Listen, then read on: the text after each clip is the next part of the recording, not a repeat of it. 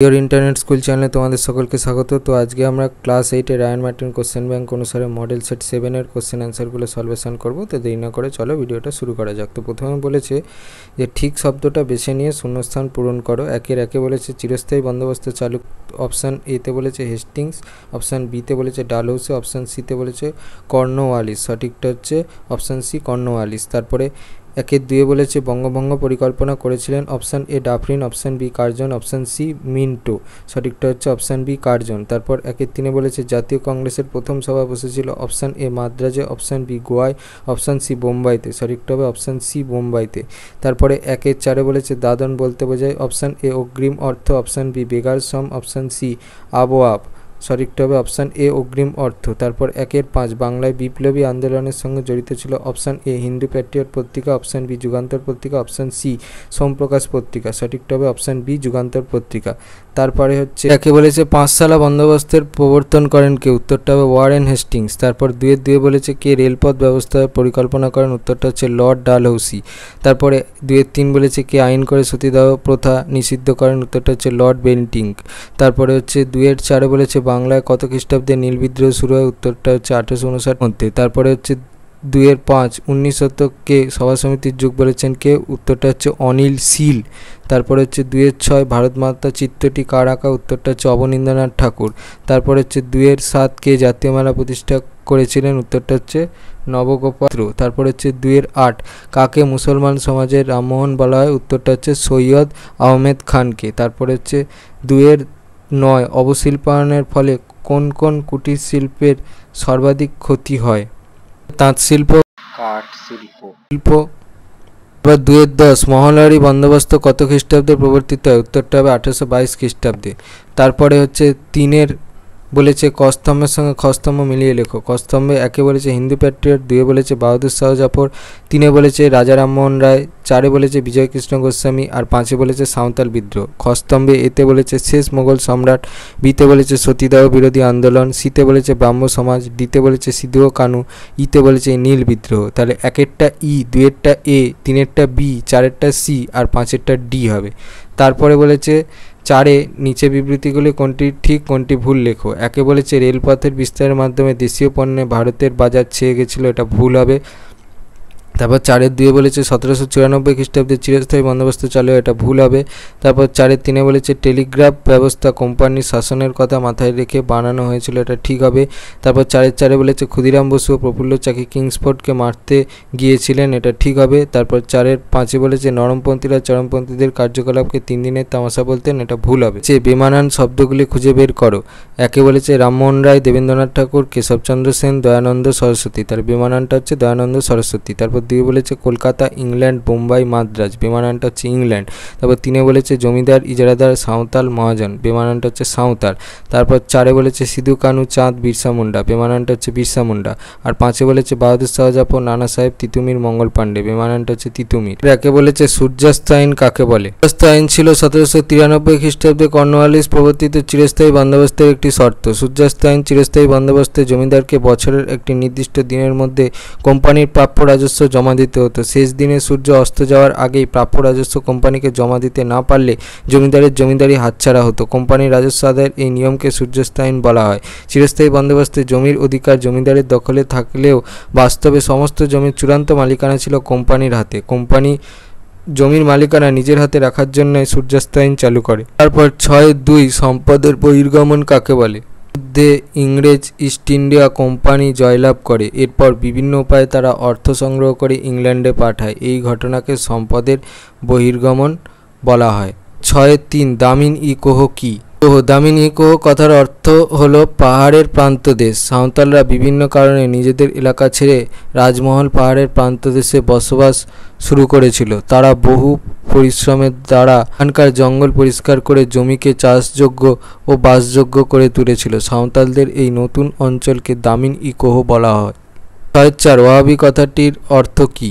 অর্থ হলো নবজাগরণ। ওয়াহাবি আন্দোলনের সূচনা। আরবে ওয়াহাবি আন্দোলনের সূচনা করেন আব্দুল ওয়াহাব। তার আদর্শে অনুপ্রাণিত হয়ে রায়বেরেলির সৈয়দ আহমেদ ভারতে ওয়াহাবি আন্দোলনের সূত্রপাত করেন। তার মতাদর্শে উদ্বুদ্ধ হয়ে বাংলাদেশে ওয়াহাবি আন্দোলন শুরু করেন তিতুমির। 6.5 ফরাজি কথাটির অর্থ কি?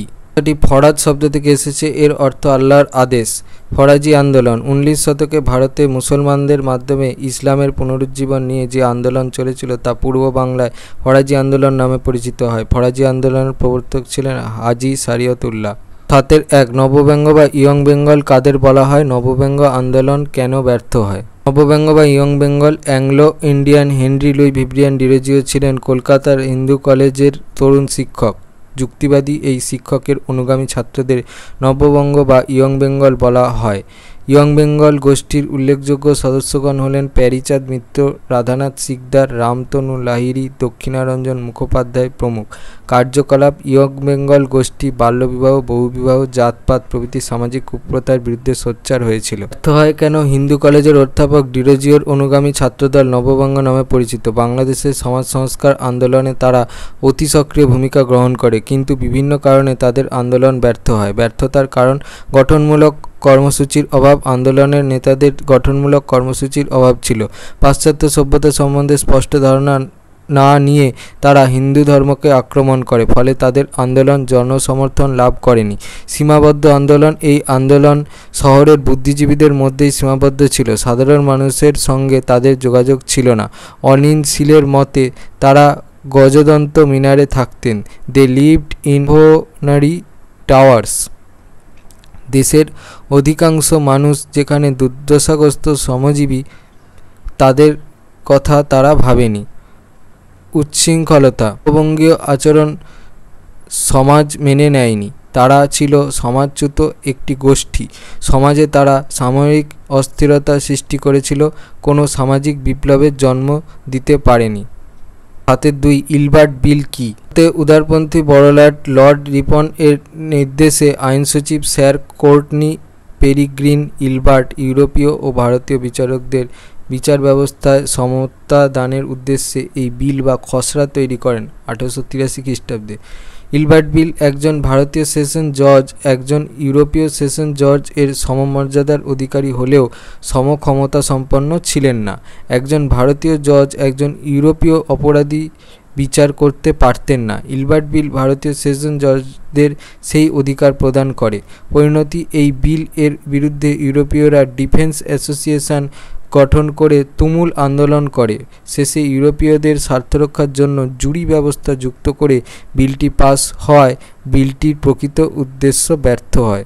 8 সমাজ সংস্কার আন্দোলনে ডিরোজিওর ভূমিকা কী ছিল? বেঙ্গল আন্দোলনের প্রাণপুরুষ ছিলেন Anglo Indian Henry Louis Vivian Derozio.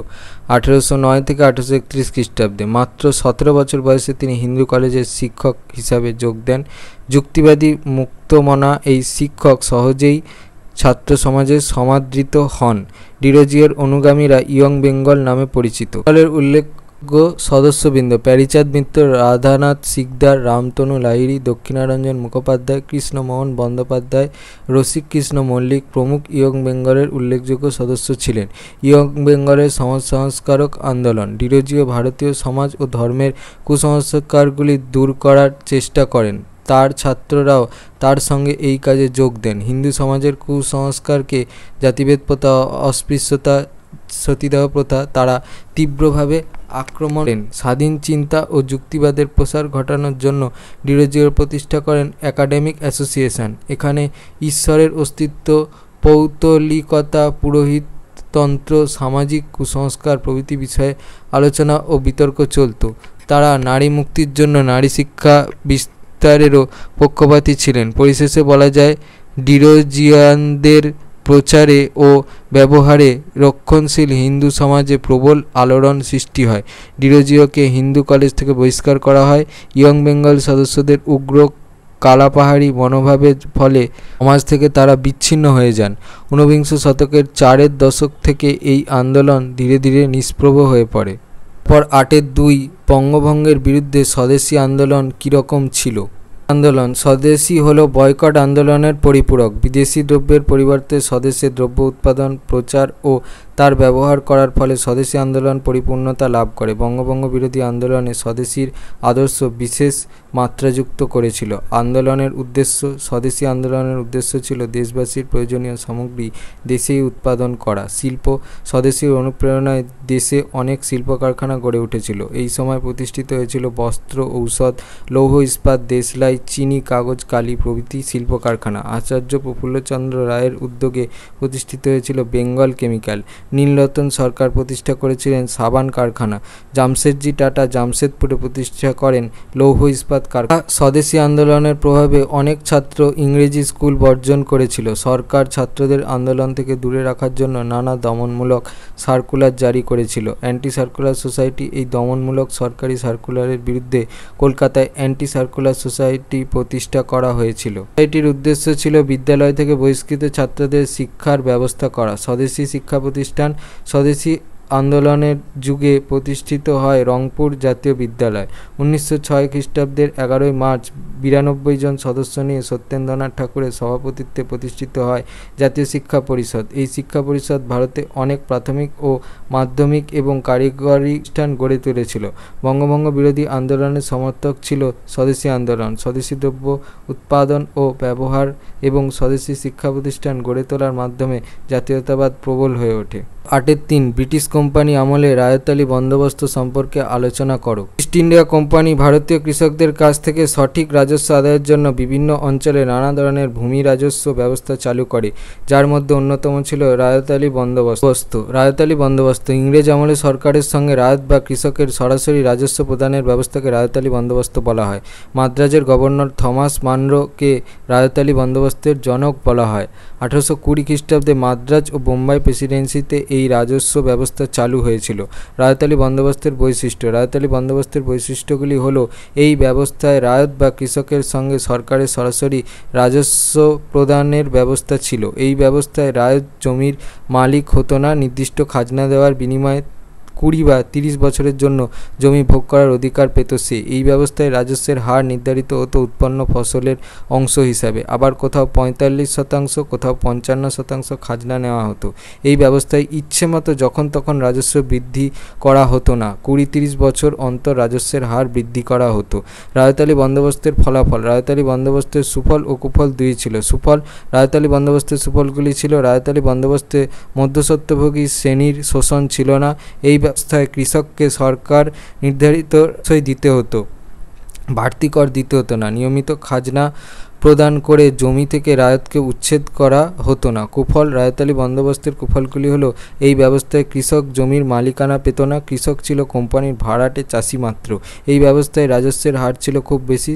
সরকারি রাজস্ব কর্মীরা অত্যাচার করত। এই ব্যবস্থায় প্রাকৃতিক দুর্যোগে ফসল নষ্ট হলেও খাজনার হারের রদবদল করা হতো না। ঔপনিবেশিক শাসনাধীন ভারতের শোষণমুক্ত রাজস্ব ব্যবস্থার অন্যতম ছিল রায়তালি বন্দোবস্ত। কৃষকের স্বার্থ নয়, সরকারের লাভ ছিল এই ব্যবস্থার অন্যতম লক্ষ্য। যদি এই ভিডিওটা ভালো লাগে তাহলে ভিডিওটাকে অবশ্যই লাইক করে দিও এবং আমাদের চ্যানেলটাকে অবশ্যই সাবস্ক্রাইব করে দিও। এই ধরনের ভিডিও নোটিফিকেশান চটজলদি পেতে হলে আমাদের চ্যানেলটাকে সাবস্ক্রাইব করার পাশাপাশি পাশে থাকা বেল আইকনে গিয়ে অবশ্যই ক্লিক করে দিও, যাতে করে ভিডিও আপলোড হওয়ার সাথে সাথেই তোমরা তার নোটিফিকেশান পেয়ে যাও। আর দেখবে এই ভিডিও ডিসক্রিপশানে আমাদের টেলিগ্রাম এবং হোয়াটসঅ্যাপ গ্রুপের লিঙ্ক দেওয়া আছে, সেখানে তোমরা চটজলদি জয়েন হয়ে যাও এই সমস্ত কোশ্চেন অ্যান্সার সলভেশনের পিডিএফ এবং অন্যান্য ফ্রি পিডিএফগুলো কালেকশন করার জন্য। তো আজকের মতো ভিডিওটা এই পর্যন্তই। দেখা হচ্ছে পরবর্তী ভিডিওতে।